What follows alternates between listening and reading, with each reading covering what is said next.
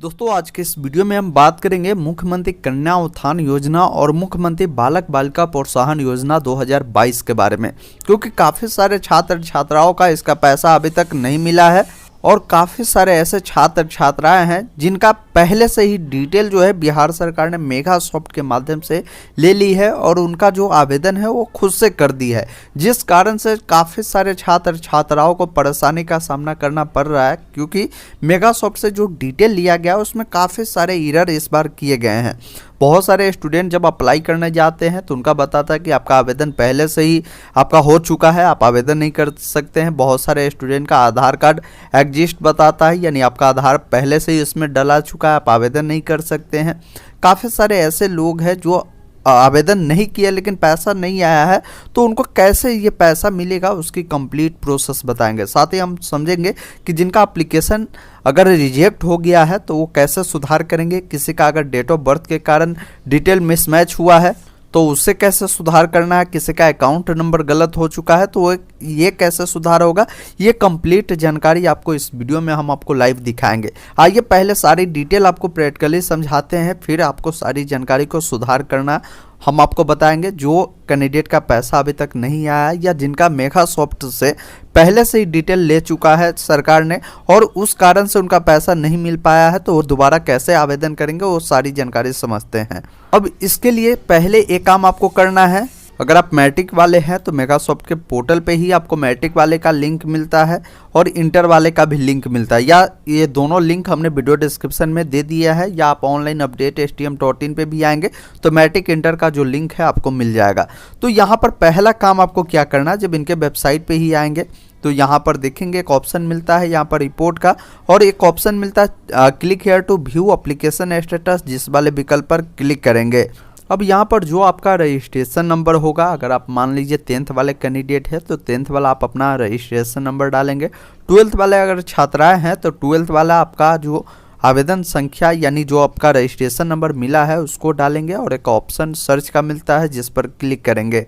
तो यहाँ पर देखेंगे ये जो मेगा सॉफ्ट से सरकार ने ऑटोमेटिक इनका आवेदन किया था, जिनका डिटेल पहले से उठाकर, तो यहाँ पर इनका क्या बताता, अगर देखिए आपके पास भी आवेदन नहीं हो रहा है, आपका आधार कार्ड ऑलरेडी एग्जिस्ट बता रहा है या आपका लिस्ट में नाम नहीं है, तो एक बार पहले आप एप्लीकेशन का स्टेटस चेक करिए, जिसमें यहाँ पर देखेंगे बेनिफिशियरी स्टेटस में आपका सारा कुछ इस प्रकार वेरीफाई है और आपका जो फॉर्म है वो फाइनलाइज भी हो चुका है और यहाँ पर हो सकता है आपका पैसा चला गया होगा तो पेमेंट आपका डन होगा।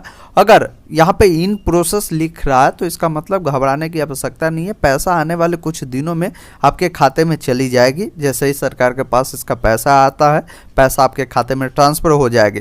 तो यहाँ पे इन प्रोसेस है तब, लेकिन काफ़ी सारे छात्र छात्राओं का क्या हुआ है कि बेनिफिशियरी स्टेटस में काफ़ी सारे जो डिटेल है वो वेरीफाई नहीं हुए, तो उस केस में कैसे क्या करना है उसकी भी जानकारी लाइव देखिए आप। यहाँ पर एक और हम डिटेल आपको दिखा रहे हैं जो कि छात्राएं का है। सरकार ने इसको क्या की है कि इनका भी डाटा जो है मेगा सॉफ्ट पोर्टल से ऑटोमेटिक ले ली है और इनका आवेदन ऑटोमेटिक कर दी है, लेकिन यहाँ पर कुछ चीज़ों को हम आपको साफ साफ दिखाना चाहते हैं। इन तमाम चीज़ों को आप ध्यान अवश्य रखिएगा। जैसे देखिए स्टूडेंट का जो नाम है आराधना कुमारी है, लेकिन इनका देखेंगे आराधना कुमारी का अगर अकाउंट है तो आराधना ये बेनिफिशियरी का नाम है तो आराधना कुमारी के अकाउंट में ही पैसा जाने चाहिए, लेकिन सरकार ने क्या किया, मेगा सॉफ्ट से ऑटोमेटिक जो डाटा लेने के क्रम में ये जो अकाउंट नंबर है ये चंदन कुमार का दे दिया है, मतलब कि आवेदिका लड़की है और पैसा लड़का का अकाउंट यहाँ पर दे दिया गया है, जिस कारण से इनका देखेंगे सारा कुछ वेरीफाई हो चुका है, लेकिन इनका बैंक डिटेल देखेंगे इन प्रोसेस में है।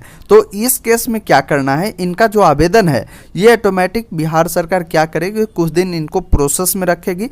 और यहाँ पर एक चीज़ और देखेंगे, बैंक स्टेटस में इनका PFMS द्वारा जो है एक्सेप्ट किया गया, ये पता नहीं किस प्रकार इनको एक्सेप्ट कर दिया है, इस प्रकार होता नहीं है। जिनके नाम से अगर पैसा देना है तो उन्हीं के नाम से अकाउंट होने चाहिए। तो यहाँ पे ये जो आप देखेंगे एक्सेप्ट है, ग्रीन आपको देखने को मिलता है, लेकिन आपको समय मिलेगा। देखिए ये जो आपको प्रोसेस में है 2-4 दिनों में ये जो देख रहे हैं आप, आपका जो फॉर्म है यहाँ से रिजेक्ट होगा तो किस प्रकार देखने को मिलेगा उसकी भी जानकारी देखिए। इस प्रकार फिर से जब आप अपना कुछ दिन बाद, यानी ये काम आपको डेली करना है। जिनका पैसा नहीं आया है तो आप एप्लीकेशन का स्टेटस डेली आप एक बार दो बार जरूर चेक करें। आपका आवेदन जो है जितना जल्दी हो सके वो कैंसिल किया ही जाएगा। कैंसिल होने के बाद इस प्रकार आपको देखने को मिलेगा, देखेंगे बेनिफिशियरी स्टेटस में your application have been not submitted. इसका मतलब है कि आपको पुनः से नीचे में क्लियर आपको बताया जाएगा कि काइंडली री register application form with correct detail, यानी आपका गलत डिटेल के कारण आपका आवेदन को रद्द किया गया था, जिस कारण से आपको दोबारा से सही जानकारी को डालकर आप अपना रजिस्ट्रेशन कर सकते हैं। तो मोस्टली केस में ये जो समस्या है, जो कैंडिडेट का जो पीएफ एमएस जो वेरीफाई किया है वो तो आपने देखा ही, उसके अलावा जो मेगासॉफ्ट से जो डिटेल उठाया गया है वैसे बहुत सारे स्टूडेंट का डिटेल गलत पाया जा रहा है। तो वैसे तमाम जो युवाएं हैं या जो भी लड़की है उनको यहाँ पे आवेदन करने में अभी समस्या हो रही, क्योंकि उनका बताता है कि आधार आपका एग्जिस्ट है, आपका पहले से ही आवेदन हो चुका है, आप आवेदन नहीं कर सकते। तो यही एक समस्या क्या होता है कि जब तक आपका अगर प्रोसेस में रहेगा तो यहाँ पर आपका आधार बताएगा ही कि आपका आधार पहले से इस पे रजिस्टर्ड है, आप दोबारा आवेदन नहीं कर सकते। लेकिन जैसे ही आप आवेदन का एप्लीकेशन को चेक करते रहेंगे, इस प्रकार देखने को मिल जाएगा कि आप फॉर्म को दोबारा से री रजिस्ट्रेशन करें, तो उस केस में जब आप दोबारा से ऑनलाइन आवेदन करने जाएंगे तो ये समस्या जो आती है, आधार आपका पहले से ही रजिस्टर्ड है, वो समस्या आपका हट जाएगा। आधार एग्जिस्ट का जो समस्या आ रहा है वो हटेगा। तो उस केस में कैसे फिर से आपको दोबारा रजिस्ट्रेशन करना है उसकी जानकारी समझिए। इसके लिए फिर से इसी वेबसाइट पे आएंगे। आपको 10th वाला अगर आवेदन करना है तो 10th वाला, 12th वाला करना है तो 12th वाले जो वेबसाइट है जिस पे आ जानी है। आने के बाद यहाँ पर आप देखेंगे ऊपर में भी ऑप्शन मिलता है आपको रजिस्टर फॉर स्टूडेंट, जिस पर आप क्लिक करेंगे। क्लिक करने के बाद आपको रजिस्ट्रेशन करने के लिए जो डिटेल आपको डालनी पड़ती हो सभी जानकारी आपको बताते हैं। इन सभी गाइडलाइन को आपको पढ़ना है, सब पे आपको इस प्रकार टिक लगा लेना है और नीचे में ऑप्शन मिलता है कंटिन्यू का, जिस पर क्लिक करेंगे। अब यहाँ पर देखिए आपको रजिस्ट्रेशन नंबर फिर से डालना है, अपना नाम डालना है जो कि 10th के मार्कशीट के अकॉर्डिंग होगा, डेट ऑफ बर्थ को डालना है और जितना नंबर आपको मिला है 10th में वो नंबर डालेंगे। साथ ही आप किस श्रेणी से आते हैं उस श्रेणी को चुनेंगे, कौन से डिवीज़न आपको मिला है। काफ़ी सारे लोग कह रहे थे कि मैं 2nd डिवीज़न से हूँ, आवेदन मेरा होगा या नहीं होगा। देखिए 2nd डिवीज़न वाले भी कैंडिडेट का आवेदन हो रहा है, तो आप अपना 2nd डिवीज़न वाले भी आवेदन करेंगे। आपकी शादी हो चुकी है तो आप बताएंगे यस करेंगे, अन्यथा नो पे क्लिक रहने देंगे और यहाँ पर नाम लिखेंगे जो आधार कार्ड के अकॉर्डिंग होगा। बहुत सारे स्टूडेंट का हमने देखा है कि उनका समस्या होता है कि सर मेरा जो ये आधार है वो वेरीफाई नहीं होता है। रीज़न होता है कि आपका जो नाम है या जो डेट ऑफ बर्थ है आधार कार्ड के बेस पे नहीं होगा या स्पेस का भी कमी होगा तो समस्या होगा। तो उस केस में आधार कार्ड को पहले अपडेट करवा लीजिए, फिर इसको वेरीफाई करवा लीजिए। उस प्रकार ये सभी डिटेल को आपको डालकर, बैंक डिटेल डालकर प्रीव्यू कर लीजिए और यहाँ पर आपको कुछ डॉक्यूमेंट अब सबमिट करना होगा, जैसे आपका जो मार्कशीट हो गया, साथ ही आपका आधार कार्ड हो गया। अब इनकम सर्टिफिकेट भी मांगा जा रहा है, तो इनकम सर्टिफिकेट आपका जो होगा वो कम से कम होनी चाहिए, मतलब कि 1,20,000 से अधिक नहीं दे, मैक्सिमम 1.5 लाख से अगर अधिक होगा तो पैसा आपको नहीं मिलेगा। तो इस प्रकार आप चेक कर सकते हैं। बहुत सारे ऐसे कैंडिडेट हैं जिन्होंने खुद से रजिस्ट्रेशन किया है और उनका किसी भी प्रकार की डिटेल गलत हो चुका है, तो वो चाहते हैं अपडेट करना, तो वो कैसे अपडेट करेंगे उसकी जानकारी समझिए। वैसे कैंडिडेट को भी आपको क्या करना है, आवेदन करने के बाद यहीं से आप अपना जो है रिपोर्ट वाले में आकर एप्लीकेशन का स्टेटस पे क्लिक करके अपना एप्लीकेशन का स्टेटस आप चेक करते रहिए।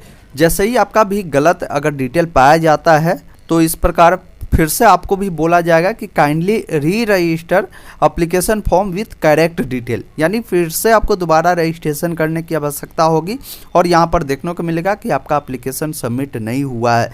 तो ये काम आपको हमेशा चेक करना है, क्योंकि क्लियर वेबसाइट पे भी लिखा हुआ है कि आईडी पासवर्ड उन्हीं छात्र छात्राओं को दिया जाएगा जिनका सही डिटेल पाया जाएगा। अगर गलत पाया जाएगा तो उनका आवेदन जो है रद्द किया जा सकता है। ये हमने आपको सारी जानकारी आपको समझाया। जो कैंडिडेट को इस प्रकार की समस्या हो रही है, जो चाहते दोबारा रजिस्ट्रेशन करना तो कैसे करेंगे, ये सब कंप्लीट प्रोसेस हमने आपको बताया। फिर भी कोई डाउट कन्फ्यूजन है आप कमेंट कर सकते हैं। वीडियो देखने के लिए बहुत बहुत धन्यवाद।